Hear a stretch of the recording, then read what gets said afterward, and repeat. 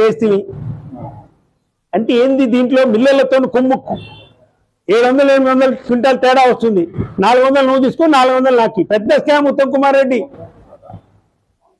పెద్ద డబ్బు మనిషి. ఇప్పుడు మొత్తం డబ్బు సంపాదించడం మీద పడ్డాడు.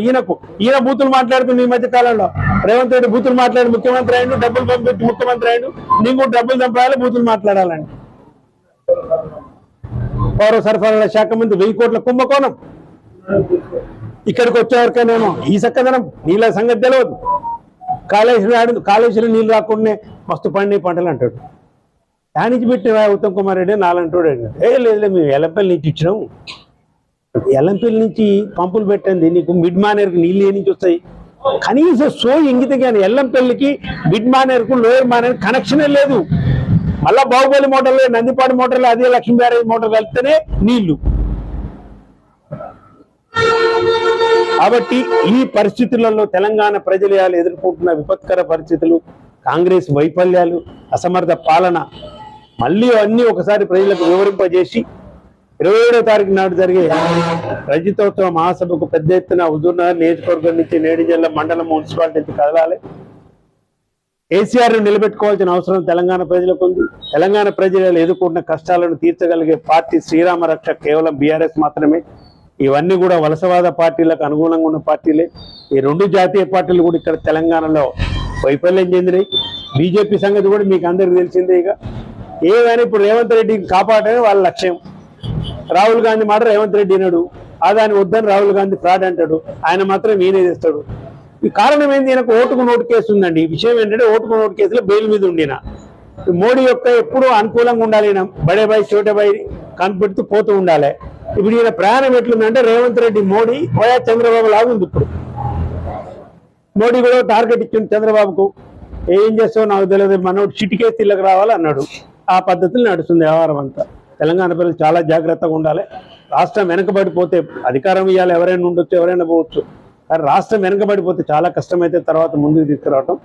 ఈ సందర్భంగా ఇలాంటి పరిస్థితుల్లో జరగబోతున్న ఈ మా పార్టీ రజతోత్సవ సభలకు ప్రజలకు ఉన్న విషయాలను తెలియజేసి ముందుకు పోవడానికి, ప్రజా సమస్యలు ఇంకా ఇచ్చిన హామీలన్నీ నెరవేర్చేదానికి మాత్రం ఖచ్చితంగా గల్లబట్టి మేము పోరాటం చేస్తాం. ఈ ప్రభుత్వాన్ని వదిలే సమస్య లేదు. వాటి ప్రజలు కూడా ఈ వరంగల్ సభకు పెద్ద ఎత్తున హాజరు కావాలని, తమ యొక్క దీన్ని కేసీఆర్ మద్దతుగా తెలియజేయాలని అందరికీ విజ్ఞప్తి చేస్తూ, తర్వాత 10 సంవత్సరాల ఒక స్వర్ణయుగం లాంటి కేసీఆర్ గారి పరిపాలన, మూడవది ఇప్పుడు ప్రధాన ప్రతిపక్షంగా ప్రజల వైపునే ఉండి అనుక్షణం ప్రజల వైపు పోట్లాడుతున్న బీఆర్ఎస్ పార్టీ ప్రధాన ప్రతిపక్షంగా మనం చూడవచ్చు.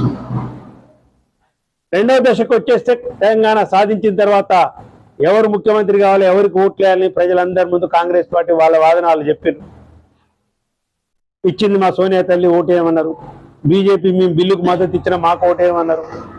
కేసీఆర్ గారు చెప్పారు వీళ్ళంతా దొంగలు, వీళ్ళ చేతులు పెడితే మళ్ళీ రాష్ట్రం నాశనం అయింది, తెచ్చుకున్న రాష్ట్రం పోద్దంటే అప్పుడు కేసీఆర్ గారికి 2 సార్లు అధికారం ఇచ్చినారు. 2014 కంటే ముందు 2023 మధ్య జరిగింది మీ అందరికీ తెలుసు. ఎక్కడి నుంచి తెలంగాణ ఎక్కడికి పోయింది? పర్ క్యాపిటల్ తలసరి ఆదాయం ఎంత ఉండే? 1,14,000. ఇవాళ 3,56,000. తలసరి విద్యుత్ వినియోగం 1,100 యూనిట్లు, ఇవాళ 2,300 యూనిట్లు. జిఎస్డిపి 4,500 లక్షల కోట్లు, ఇవాళ 15,500 లక్షల కోట్లు. 65 లక్షల టన్నుల వరిధాన్యం, 3 కోట్ల వరిధాన్యానికి 3 కోట్ల టన్నులకు చేర్చింది కేసీఆర్ గంట కదా. 60 లక్షల విస్తీర్ణాన్ని ఇవాళ 1,20,00,000 ఎకరాలకు చేసింది కేసీఆర్ గంట కదా.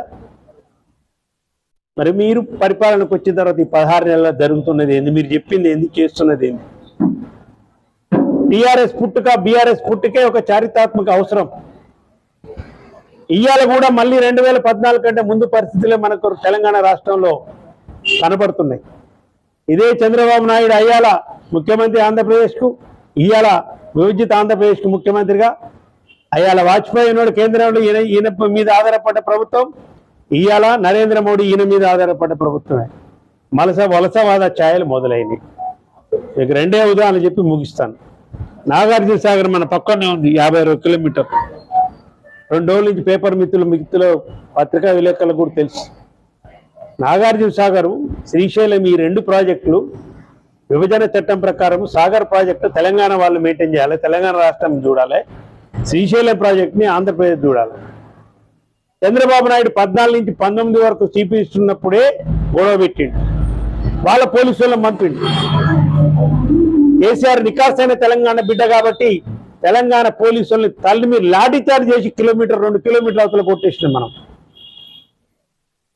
ఇవాళ ఏం జరుగుతుందండి? గీతకి ఇద్దామన్నాడు చంద్రబాబు నాయుడు, మొత్తం 26 గేట్లు ఉన్నాయి. కేసీఆర్ 13 1 నుంచి 13 నువ్వు మెయింటైన్ చేయి, 14 నుంచి 26 నేను మెయింటైన్ చేస్తా అన్నాడు. అలా నథింగ్ డూ, ఇక వస్తే మాత్రం ఒలుగు పలుకుద్దని చెప్పినాం, నిలబడ్డం. అట్లా ఇవాళ ఏం జరిగిందండి? ములుగు బెటాలియన్, సిఆర్పిఎఫ్ బెటాలియన్ ఉంటే మొత్తం విత్డ్రా చేసేసి వైజాగ్ మీద తెచ్చి ఇప్పుడు మొత్తం నాగరసారి బ్రిడ్జ్ మీద ఆంధ్రప్రదేశ్ వాళ్ళే ఉన్నారు.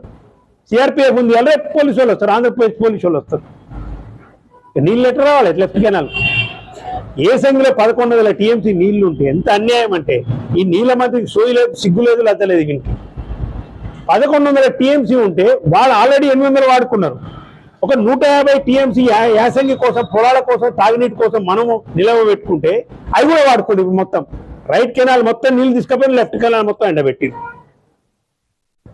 నీళ్లు దోపిడీ చేస్తుంటే మాట్లాడరు, ప్రాజెక్ట్ని హ్యాండ్ ఓవర్ చేసుకుంటుంటే మాట్లాడరు, నీళ్ళ మంత్రి మాట్లాడు, ముఖ్యమంత్రి మాట్లాడు. అందుకే చెప్పింది అప్పుడు, ఎప్పుడో చెప్పినారు కాలేజ్ గారు, ఇక్కడనే పుడతారు వీళ్ళు, తెలంగాణలో బిడ్డలే పుడతారు. ఉత్తమ్ రెడ్డి ఈడే పుట్టినోడే, రేవంత్ రెడ్డి ఈడే పుట్టినోడే. అని జరిగేదేంది? అన్ని బానిస బుద్ధులు, తెలంగాణ వ్యతిరేక ప్రయోజనాలకు వ్యతిరేకంగా వేరే వాళ్ళతో కుమ్ముక్కు కావుడు. ఇవాళ అన్ని జరుగుతుంది. 4 నిమిషాలు అదే జరిగింది. ఇలా ఆంధ్రప్రదేశ్ సంబంధించిన వలసవాదత్యాలు, మీరు హైదరాబాద్ ఇండస్ట్రీకి సంబంధించి అన్ని చూస్తే అదే జరుగుతుంది. ఇలా హైదరాబాద్ మీద కన్నేసిండు, ఇప్పుడు హైదరాబాద్ భూముల మీద కన్నేసిండు. చంద్రబాబు నాయుడు 10 సంవత్సరాలు ఎక్కడైనా కానీ అడుగు పెట్టలే హైదరాబాద్లో. ఆయన శిష్యుడు రేవంత్ రెడ్డి ముఖ్యమంత్రి కాగానే ఇక చూసిన వారు నేను వచ్చిన హైదరాబాద్ అని చెప్పి సెక్రటరియట్లు ఇలా మీటింగులు. ఆయనకంట ఒక విచిత్రం జరిగింది. ఢిల్లీలో భవనాలు ఉంటాయి ఆ రాష్ట్రానికి సంబంధించి, ఆయనకు 25 ఎకరాలు ఆయన గురుగారికి వేయడానికి మాత్రం ఏడబడితే ఆడిస్తా అంటాడు. నువ్వు ఇచ్చిన 6 గ్యారంటీలలో ఇందిరమ్మ ఇండ్లు అనే పథకంలో ఉద్యమకారులకు 250 గజాలు ఉచిత స్థలం ఇస్తా అన్నావు, వాటికి మాత్రం ఈయనకు జాగా దొరుకుతలే రేవంత్ రెడ్డికి. వాళ్ళ గురుగారి భవనం కట్టుకోవడానికి మాత్రం ఇస్తా ఉంటాం. ఇవాళ మళ్ళీ ముఖ్యమంత్రి రేవంత్ రెడ్డి ఉన్నా కానీ జరుగుతున్నది చంద్రబాబు రాజకీయమే, జరుగుతున్నది మోడీ రాజకీయమే. తెలంగాణ ప్రజలు మళ్ళీ చాలా జాగ్రత్త వహించవలసిన సమయం ఆసన్నమైనది. తెలంగాణ కాపాడబడాలి, తెలంగాణ గెలవాలి అంటే ఖచ్చితంగా మళ్ళీ బీఆర్ఎస్ పార్టీ రావాలి. కాంగ్రెస్ పార్టీని ఖచ్చితంగా ఎక్కడికక్కడ ఎండగట్టవలసిన అవసరం ఉంది. ఈ ప్రాముఖ్యత క్రమంలోనే ఇవాళ మా పార్టీ యొక్క రజతోత్సవ సభలు 27 నాడు వరంగల్లో మహాసభ జరగబోతుంది. ఖచ్చితంగా కేసీఆర్ని మళ్ళీ బీఆర్ఎస్ని రక్షించుకోవాలి. కేసీఆర్ రక్షించుకుంటేనే తెలంగాణకు భవిష్యత్తు, తెలంగాణ ప్రజలకు భవిష్యత్తు. 16 నెలల పాలన చూస్తున్నాం. ఒక విషయం చెప్పి ముగిస్తారు. Minute to minute live updates కోసం మా R9 తెలుగు న్యూస్ ఛానల్ ని లైక్ చేయండి, షేర్ చేయండి, కామెంట్ చేయండి. మర్చిపోకుండా బెల్ సింబల్ ని క్లిక్ చేయండి. సబ్స్క్రైబ్ చేయడం మర్చిపోకండి.